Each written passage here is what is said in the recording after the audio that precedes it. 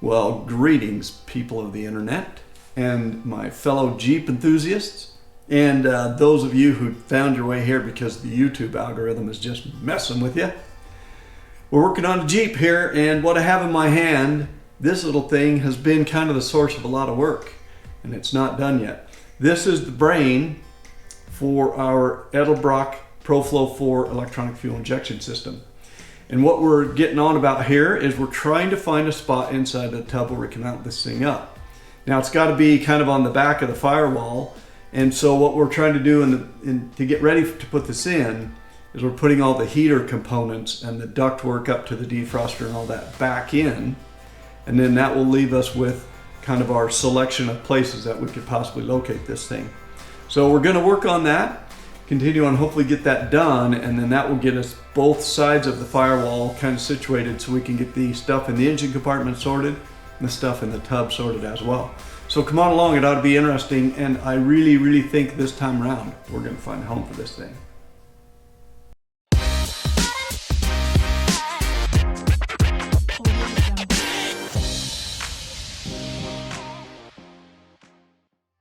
All right, well, I'm pretty sure if you've been around for long, you've heard me complain about this Rust-Oleum paint before. I had everything painted with one coat, and it sat for a day, and I decided to quickly just shoot another coat over the top of some of these areas, and that paint just suddenly turns to orange peel. So I did read on the can, it says you're supposed to wait 48 hours. So I suppose that's what I'm doing wrong, is I'm just not waiting long enough, but I'm not too happy with this stuff. I didn't really want this big gooey orange peel looking thing. I'm gonna have to sand that off and paint it again, I guess. All right, well, here we have the two main components that make up the airflow heating system through here. So this is the heater defroster unit that's got the blower in it and our heater core. It's all reassembled. All the doors are back in, everything's ready to go. This piece kind of goes right on top of this. So this goes right up against the underside of the cowl. And I just looked, there are none of the holes that this guy uses, these holes around the perimeter of this thing, none of those are drilled down through the top of the Jeep where this has got to go. So unfortunately what that means is I gotta go drill a bunch of holes in the Jeep tub, right up there where you're gonna see them. Not looking forward to this. So what I'm gonna do is I'm gonna get me a piece of graph paper or a couple of pieces, tape them together, you know, mark all these holes. The opening that this goes into is there, but I gotta get these holes, you know, for the screws. So I'll put a pattern over there, I'll mark the holes, I'll go lay that pattern over the top of the hole up there in the Jeep, and then we're gonna get the drill out and drill some holes in that thing. And I did go out in the Jeep graveyard and verified in both of the firewalls I have up there, because when I cut the old CJ5 up, I was taking that tub off, I basically cut it right behind the doors, and I still have that chunk of the firewall sitting out there. And I just went out and looked around there, and sure enough, yeah, there's all these holes are drilled down through it. So, not really looking forward to that part of the work today, but it's got to be done so that I can get this back up under there and then get this mounted in place, which gets me to the point where we can start to figure out where our module for that EFI is going to go. So here we go, let's do some drilling. All right, well, we're about ready to fit this back in. So this is my new piece that goes up to the defroster vent, and this will collapse down like that when it goes up in there, but for right now it's sticking out. And then I did also get this part, which is that thing that goes around here, and I got this part which goes around our blower motor, and I still have the old part that goes around that thing right there. So I'll put those on, then it should be ready to place this back in place. All right, well, I climbed up here in the top of over the engine to show you what I got here. So this is our cowl vent opening. This is the part of the unit that goes directly underneath that and opens up through there. This little tube right here is going to come out that hole right there in the firewall. So you can see we're going to be inside underneath here, and it's these holes that need drilling all around here. So that's what we're going to work on now, and wish me luck. This is kind of a like we get to do it once only kind of thing. All right, I know it doesn't look like much, but this represents an entire day's worth of work. The blower motor is a little bit bigger than the original, so it didn't quite fit through the hole. I had to take the Dremel and sit and grind that hole up bigger.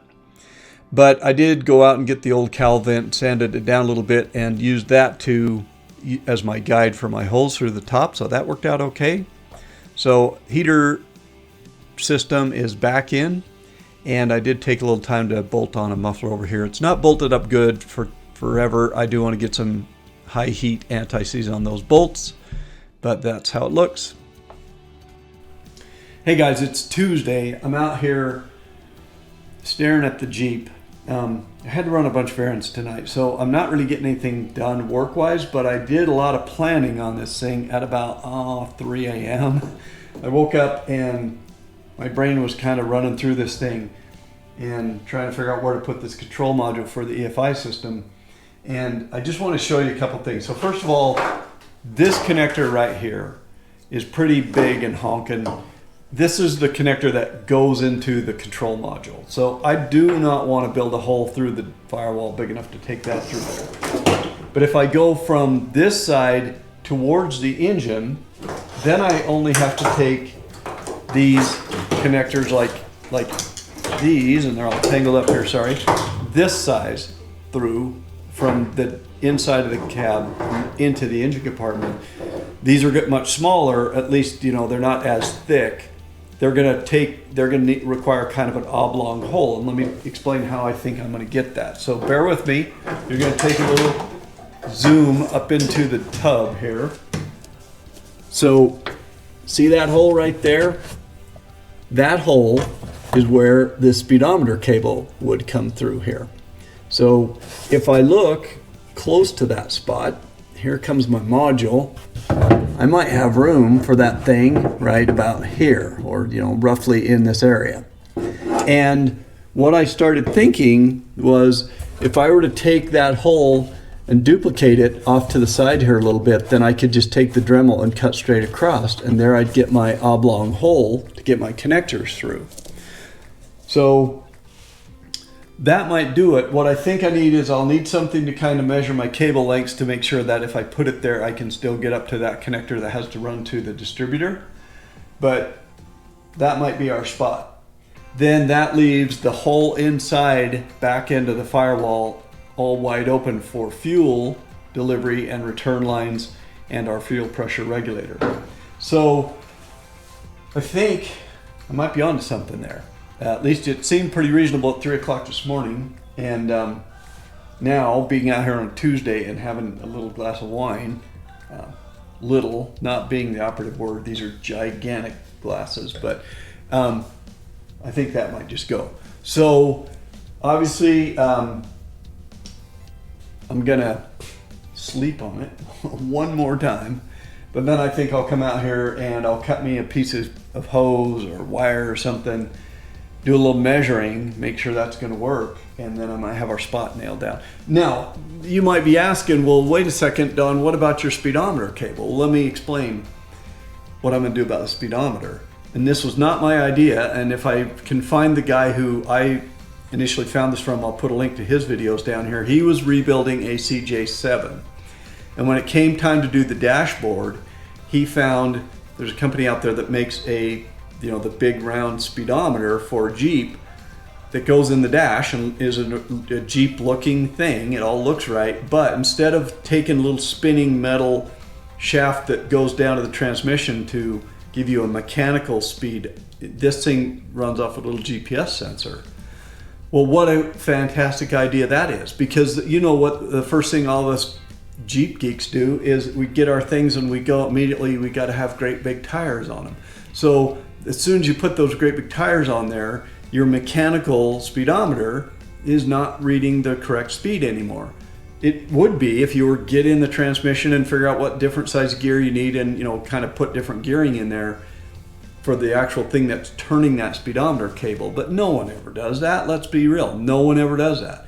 So what we do is we drive around for the rest of our life in our vehicle that is reading, when the speedometer says 50, we have to make the mental calculation that we're doing 57 or 55 or whatever. And when the speedometer says we've traveled 100 miles, we have to do the mental calculation that we've either gone 80 or 120, whichever way. I mean, that's the stuff we jump through that hoop all the time trying to figure that out.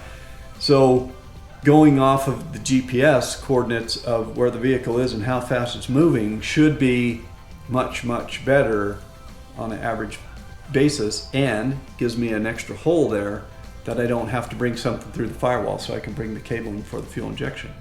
So that's cool. Just as an aside, normally the Toyota Tacoma's parked out there in the driveway. It's off in the shop right now getting some new suspension stuff put on there. And then right next to us is the BMW. Well, the BMW always seems to read about 2 miles slower than I'm actually going. Or let me think about that for a second. No, when the speedometer says I'm going 20 through the school zone, I'm really going about 18. And the reason I know that is because we now are putting those signs up all over that says your speed is this much. I get the little radar units all over the place. So the BMW reads 2 miles, maybe higher. The Toyota reads 2 miles lower, because I put a little bit bigger tires on it. So whichever way, it doesn't matter. The key thing is when I get in one car, I'm always making the mental calculation one way, and when I get in the other one, I'm making the mental calculation the other direction. I never know if I just guess anymore about how fast I'm going.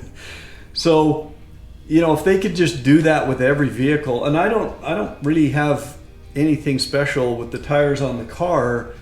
I did change from Michelins to Continentals just to get a little better mileage out of them, because those sticky Michelins wore out really fast. But the truck, I know I put bigger tires on there, but again, they both just read off a little bit, and they read off completely different directions from each other. So whenever I'm driving anything, I'm constantly making a mental calculation that what I'm seeing on the speedometer is not really what I'm doing. It's a pain. So let's run them all off the GPS, and as long as Russia doesn't shoot the satellites down, we're fine. So anyway, I'm going to leave this here for now and go finish this glass of wine. But tomorrow, I don't think I have any errands to run after work, so I should be able to get in here and do my actual real measuring and calculations and stuff, and make sure that's going to work. And then that's probably where we'll wind up putting that control unit.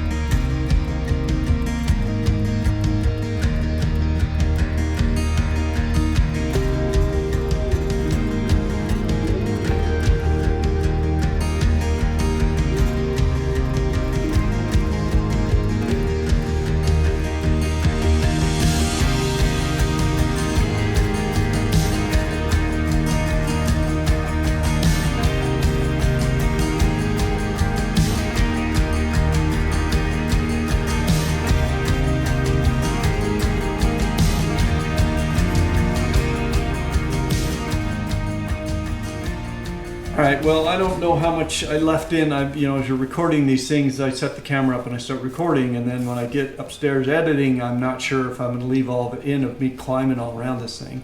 But I climbed all around, and I know that my cable is going to work coming through the firewall lengthwise. That's going to be just fine. What I think I might do is I'm going to get me some sheet metal. I might fab myself up a little bit of a shelf over the bell housing hump in the bottom of the tub, so I can kind of mount this thing to a flat level place. That will also give me a spot to mount up my this big relay that's included with the thing, and this fuse holder. And then there's this couple of extra little wires up here with a little tiny tag on them. One of them is the tachometer wire, so that's a good thing. It to be on this side of this from basically about here. Roughly, all this stuff will be inside of the cab, and all this stuff will go through into the engine compartment. So by the time it's all said and done, it's not a huge hole that we would need if we had a way to get these connectors through. But that'll be the biggest one we have to get through there, so we'll have to make sure we can at least fit that thing through with, you know, a couple of other wires in the hole with it. But that's what I'm gonna do, but I don't have the materials to do that right now. So I'm gonna wrap this up for now and run off to the supply store, AKA Home Depot, and just get me another chunk of sheet metal. And I'll fab this up, at least rough it in. I won't necessarily, you know, hook it down until I'm sure this is what I'm gonna do. But I think that's going to work out okay. It'll give me, again, kind of a little flat shelf there to hook the control unit to, and the relay and the fuse, and then who knows, maybe there's going to be something else that will have a home there. So yeah, that's about what we're going to do for now. So if you have not already done so, go ahead and why don't you subscribe and click the little bell. You know the ritual by now. You know, you're doing your dues on your side of the thing. You got to, you know, like a video now and then and subscribe and all that kind of thing. I'm doing my side by keeping you endlessly entertained. So I will see you next time around for more endless entertainment. And until then, have a great day, and I'll see you later.